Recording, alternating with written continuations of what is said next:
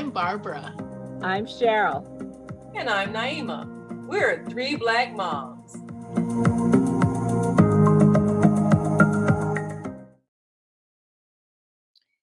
If you pick your newborn up or your baby up when they're crying, you're going to spoil that baby. Also, you don't necessarily need to co-sleep with your baby or cuddle them too much, and you should let them cry it out to learn to sleep and comfort your baby himself or herself. These are some of the myths that some new moms are still getting. And that's just what they are. They're myths. When your baby communicates with you the only way he or she knows, by crying, you need to answer that call. Because your baby, especially when they're brand new, they don't know anybody. They're looking for comfort, and they need to know that you're always going to be there to attend their needs. And these are some of the things that we, especially in the Black community, have to really start talking about and educating our next generation to care about their babies. We are so used to being tough on our kids. We want them to be strong. But the first thing they need to be is nurtured. They need to know that mom and dad or whomever the caregiver is always going to be there to answer when they call. Maybe they're hungry. Maybe they're hurt. Maybe they just need to know that they're not by themselves. And when people tell you that you're going to spoil your baby, well, let me tell you something. You can't spoil a baby by loving and caring for your baby. And these are some of the things we want to talk about today. We want to talk about some of those old time things about not picking up your baby too much. And we also know, and studies show, that baby girls are nurtured more than baby boys. They're cuddled more, they're responded to more. And while we're at it, let's also talk about that whole nonsense that contributes to toxic masculinity by telling little boys that they shouldn't cry. Let's stop telling our children that they don't have a right to their emotions. So, Naima, what were some of the things you were told when Zakiya was born? Well, I tell you, I'm grateful that I had done some research and just reviewed a lot of things, because I was also told, don't respond to the baby when they cry. They're going to be spoiled. And or if they're crying, they need to just cry it out. And I'm glad that at some point my instincts kicked in. I said, no, you don't do that to a child. And it took me maybe the first couple of months to kind of sift through a lot of the old myths and just really use my instinct and realize a lot of the things that we have been taught come from that old slave time belief that you got to toughen up your child by not showing them any affection, because the world is cruel, so they might as well learn not to expect any nurturing. And we've been carrying that mistaken belief for centuries, over a century. And it really has damaged a lot of people. And you mentioned boys. We have so many emotionally damaged boys because they didn't get enough nurturing and they weren't allowed to express emotions. And so that's why so many of them have this pent up rage. They don't know how to talk it out. They don't know how to show grief. They don't know how to show fear. And so everything just becomes violent. The only thing that we've allowed the boy children to show is anger. So anger becomes the thing that's the go-to for everything. I'm grieving. Let me be angry. I'm sad. Let me be angry. I'm fearful. Let me be angry. My feelings are hurt. Let me be angry. You know, whatever it is. And then anger, violence, that's all acceptable for male behavior. Like you say, toxic masculinity. We do that by not letting our boy children feel the love and the mothering and the nurturing that they need. And when they don't get it, they go after other things that have nothing to do with love, but it's the need that they have to feel loved. And that's what has to change in our thinking so that we can change the way we raise our children. So Barbara, you've raised a son and now you got grandsons and you know all that's true. I think another thing is the attitude that a parent has toward their child, even at the very youngest. And this is something that has always disturbed me. You'll see a stranger with their child and you'll say something like, "Oh, he's so cute," or "Oh, she is so pretty." And the comment will be, "Oh, he's so bad." Yes. "Oh, she's so bad." Like they can't accept something positive said about their child. I honestly don't know where that comes from. But if you start instilling that kind of criticism, that critical response about anything positive, your child will experience a type of insecurity that really cannot be explained. Yes, the world is a cruel place. And yes, they're going to run into meanness and bullingness and other kinds of attitudes and behaviors from people around him. But they don't need to learn the meanness at home. They need to know that there is a place of comfort, of kindness, of security, of stability in the place where they're going to be raised, where they're going to be most of their lives. And I think another strange myth, and this may be getting further down the line beside a baby, is the fact that, oh, you have to eat everything on your plate. You know, so many people, we grew up in the clean plate club where you got told about, all the starving children in other countries. So you better eat everything on your plate. And unfortunately, this has started a whole sense of obesity in our own country where we are forcing kids to eat more than what they are really, they're full, and you're forcing them to eat more. And you learn when a child is a baby that they can regulate themselves. I think a lot of parents may not really pay attention to this too much, but when your child is old enough to eat solids after 6 months or so, and the baby is done eating, and you're trying to get them to get one more bite, you know, and they're full.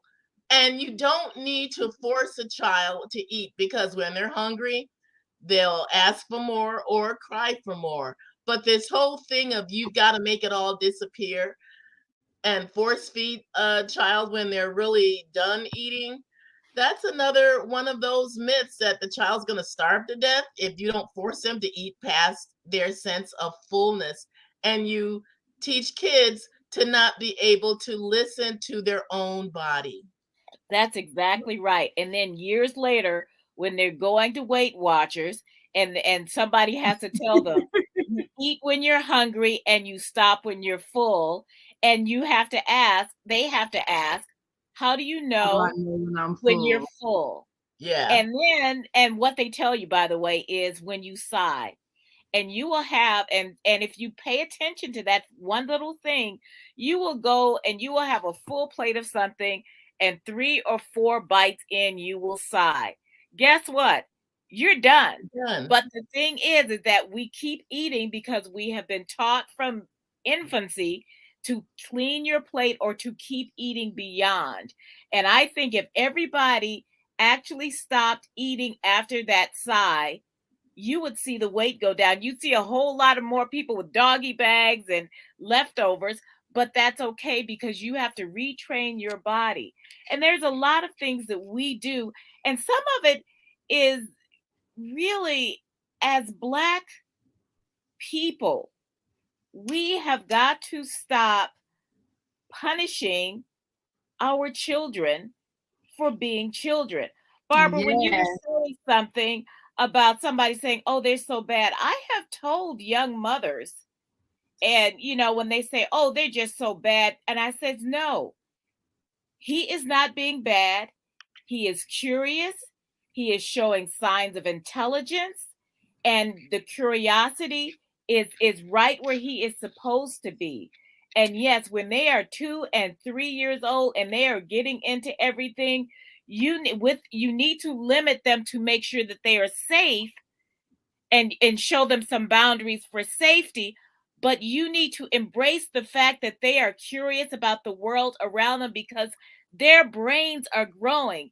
And we can't keep telling our children, just go somewhere and sit down, because we do not need to be raising children who are just placid and they're not little old people that need to just sit down and rest their bones. They are children, and we are constantly worried, and the society does that too. They had a experiment once with all these teachers, and even the Black teachers did this. So they were showing these teachers, there were 4 children. There were 2 Black children, one female, one male. There were 2 white children, 1 female, 1 male. And they were telling these teachers, okay, watch for misbehavior. Actually, the trick was there was no misbehavior in any of the children. They're like 5 years old. And there was no misbehavior in any of the children. And what the experiment actually was is that they were watching what child the teachers were focusing on. All the teachers, including the Black ones, were focusing on the Black boy. Wow. So they were all expecting for this Black boy to misbehave.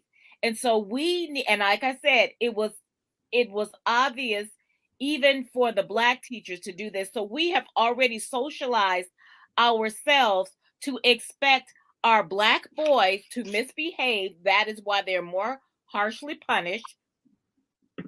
So we need to, start from the crib. When your little boy cries, you pick your little boy up. Dad, you kiss your little boy. You tell your little boy that you love him. When he falls and he hurts himself, don't tell him, oh, you need to man up and big boys don't cry. You comfort him and say, what's wrong? Because if that was a little girl and you did that, that's the same way you would treat your little boy. And when a child is hurt, you comfort them. When they're hungry, you feed them. When they're done eating, you don't punish them for not cleaning their plate. Make their plate smaller, make their portion smaller, and don't overwhelm them.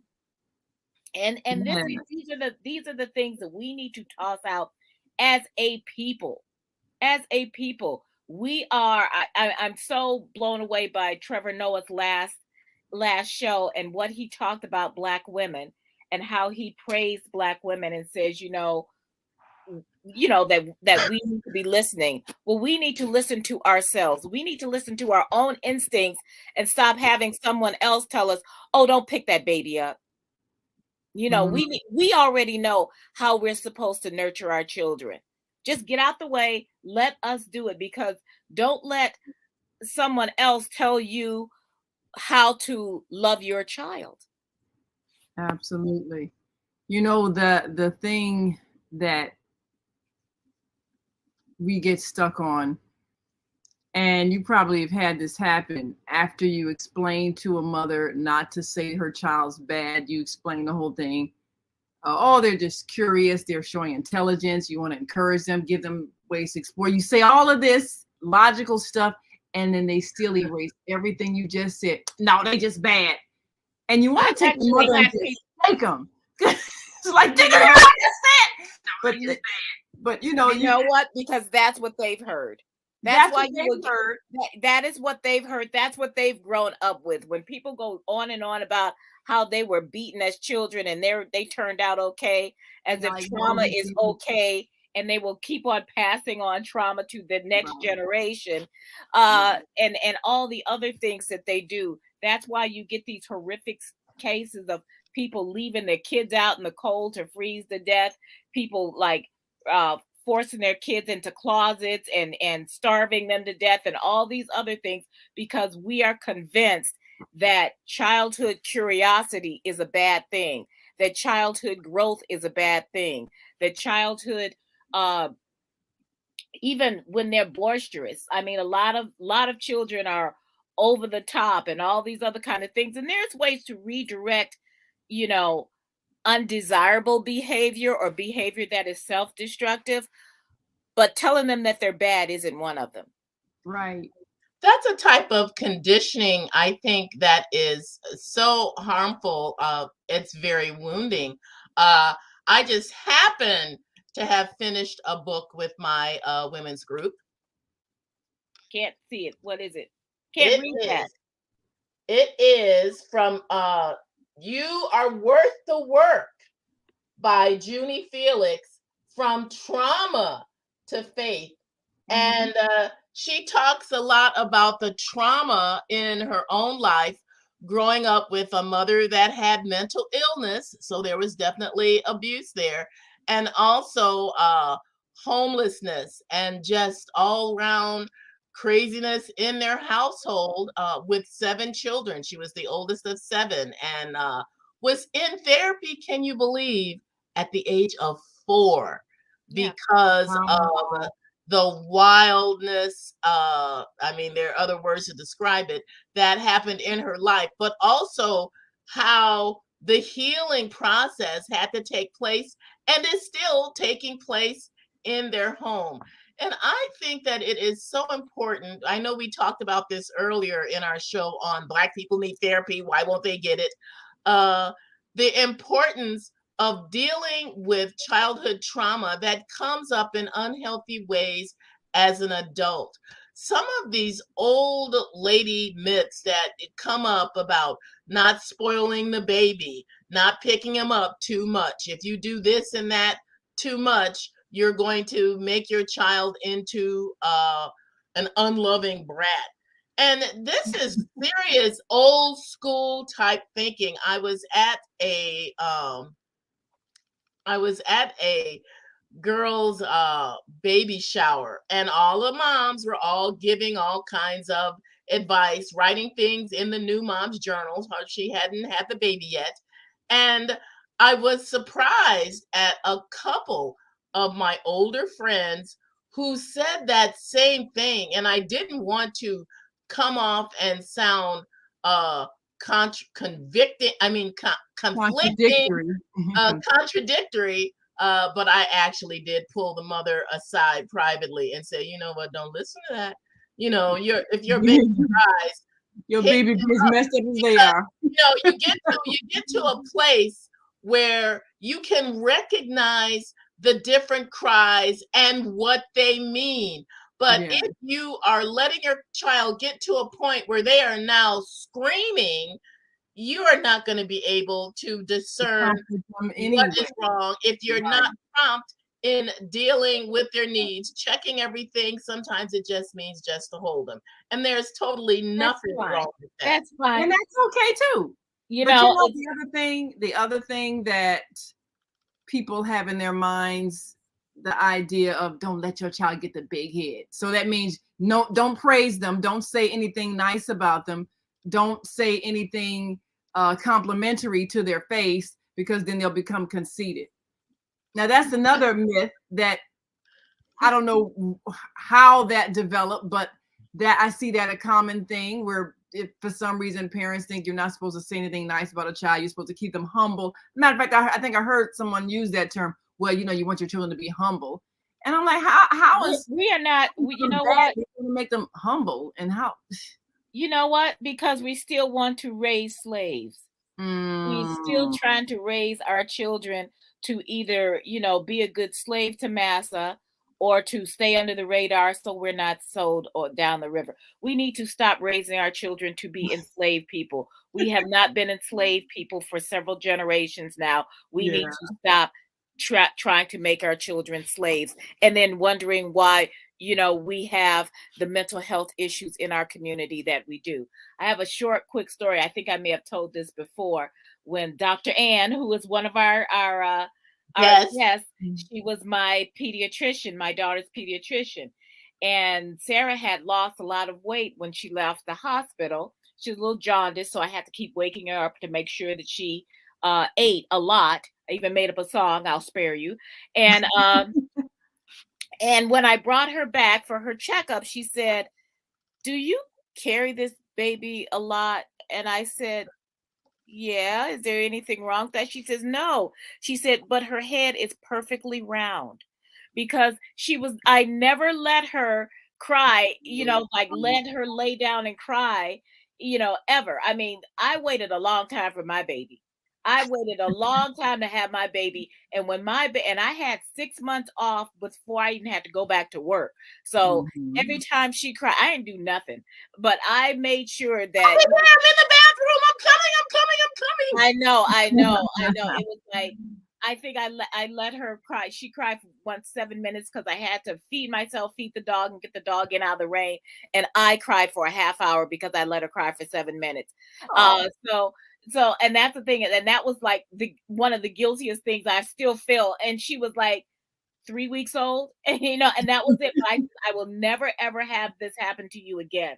And I never did. She's 23. If she starts crying now, I'm going to pick her up. So that's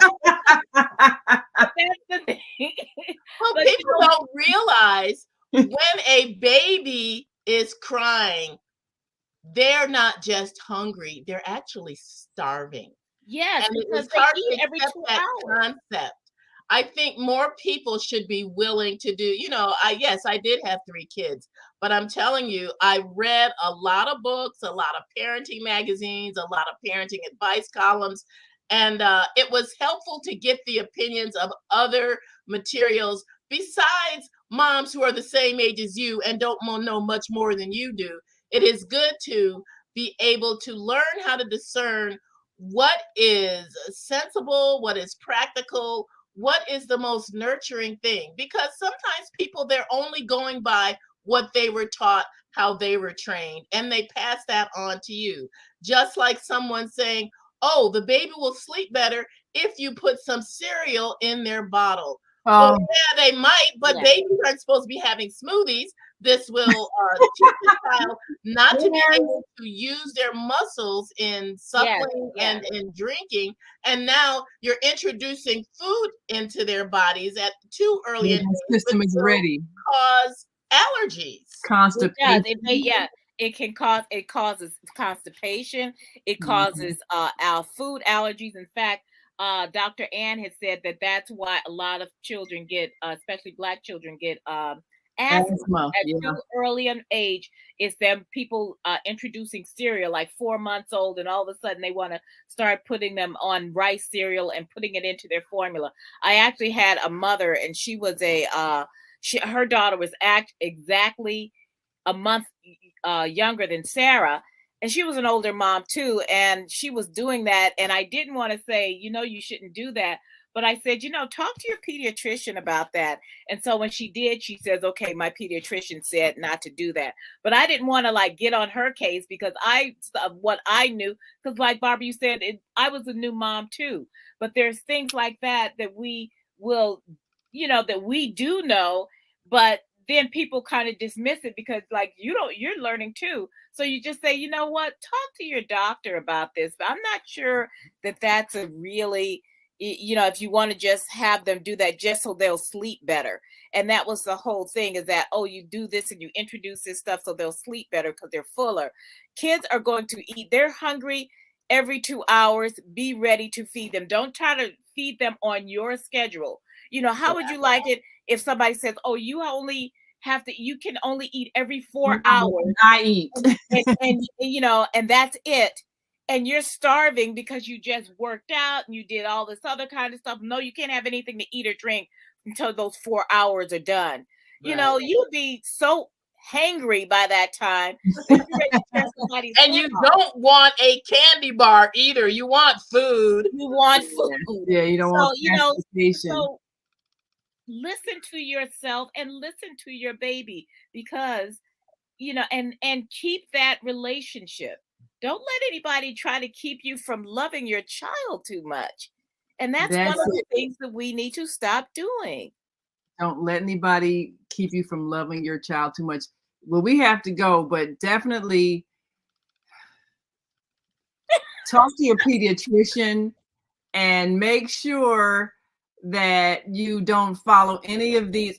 Just follow the golden rule. Treat others as you wish to be treated. If you don't want to be made to, if you're you know, sitting in urine or something, would you want somebody to just let you sit there for hours, you know, because you're crying, and they'll just let them cry it out? Wouldn't you want somebody to like see that this is what it is, or whatever it is? If you got a pen sticking in you, whatever it is, wouldn't you want somebody to just tend to you if you were crying, whatever it was? So don't do that to your child.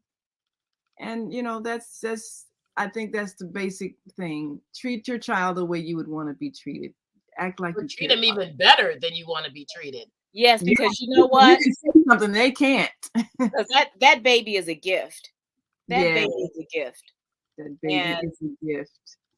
it is And hope that you brought that baby into the world and you wanted that baby. So Yeah. treat your child, from infant to all the way up when they're grown kids still coming in and out your house, or maybe they've moved away, but you treat them like the precious being that they are. Absolutely.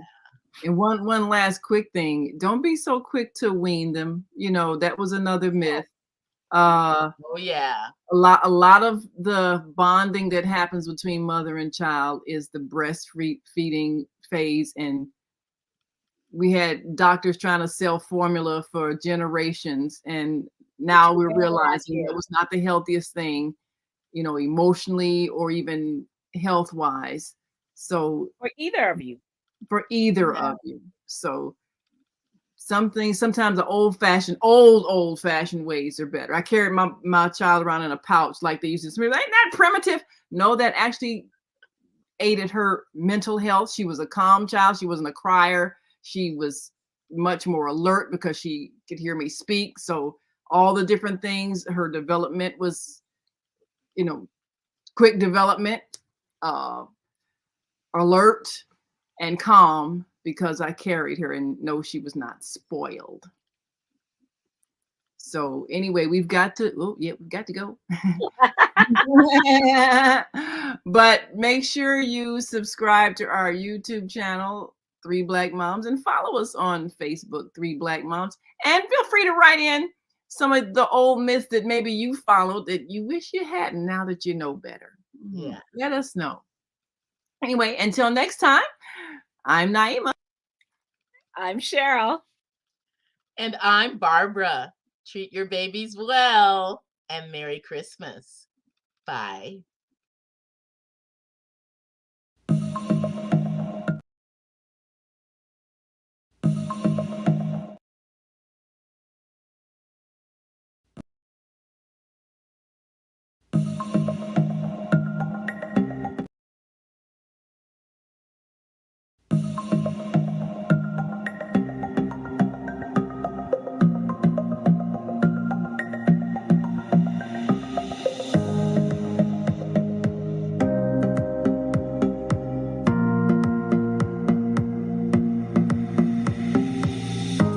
Hi, I'm Barbara. I'm Cheryl.